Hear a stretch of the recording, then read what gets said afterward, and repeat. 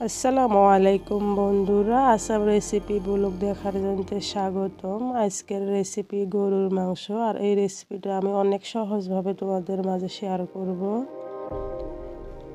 আর রেসিপিটা তৈরি করার জন্য আমি এখন মশলা ভেজে নিব। ছায়াতো আমি মশলা সব ভাজা ব্যবহার করব, একদম গ্যাসের লো ভোল্টেজ দিয়ে।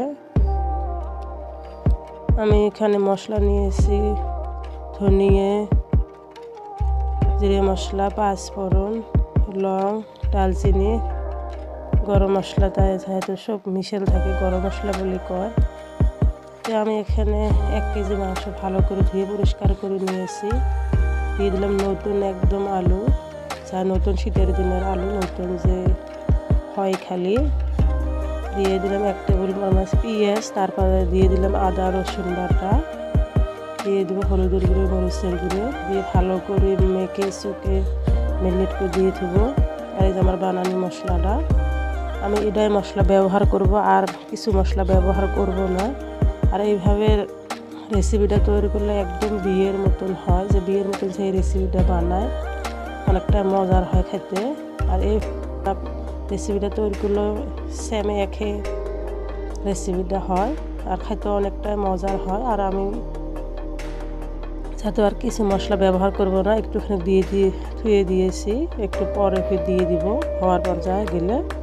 আর আমি ভালো করে মেখে চেকে 5 মিনিট কিন্তু ধুয়ে দিয়েছিলাম। এখন দিয়ে দিব বসে গ্যাসের চুলা।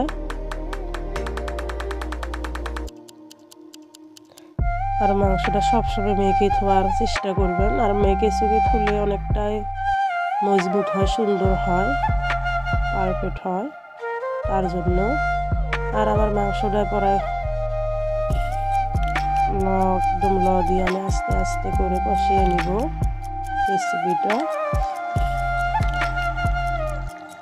আর অনেক সুন্দরভাবে আমার কষানো হচ্ছে, দেখতেই তো পাচ্ছেন। যেহেতু আমি বিয়ের রেসিপি, বিয়ের বাড়ির মাংস যেরকম করে রেসিপি তৈরি করে সেম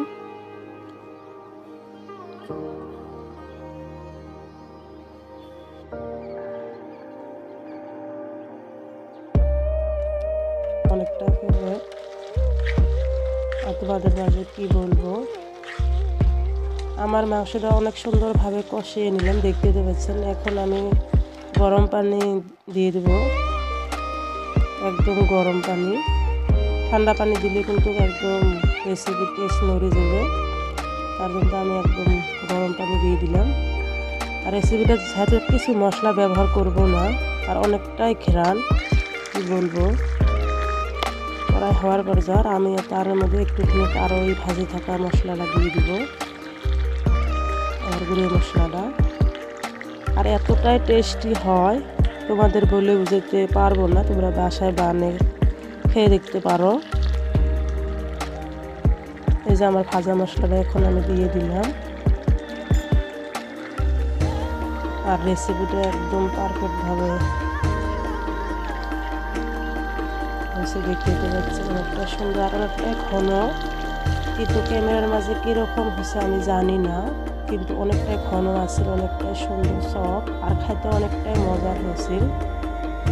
আর আমি গুছিয়ে কথা বলতে পারি না, তোমাদের বারবার বলি। আর যদি ভিডিওটা ভালো লেগে থাকে, লাইক, কমেন্ট, শেয়ার, সাবস্ক্রাইব করতে ভুলবেন না। আজকের মতো এখানে ভিডিও শেষ করলাম।